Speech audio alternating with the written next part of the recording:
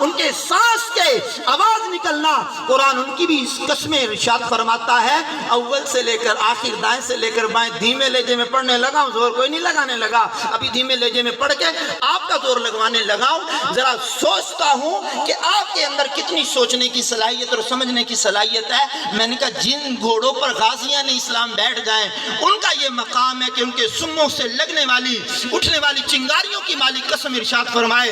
تو بھائی جس صدیق نے حضور کو اٹھایا ہوگا، ان کا مقام و مرتبہ کیا ہوگا؟ ایمیں ہاتھ ہاتھ بھی بلند تے آواز بھی بلند، ایمیں دوئے ہاتھ چاہ کیا کو سبحان اللہ۔ موسیٰ علیہ السلام کے کپڑے جس پتھر پر آ جائیں، قرآن کا واقعہ ہے، وہ پتھر میں جان آ جائے، ہوئے ہوئے ہوئے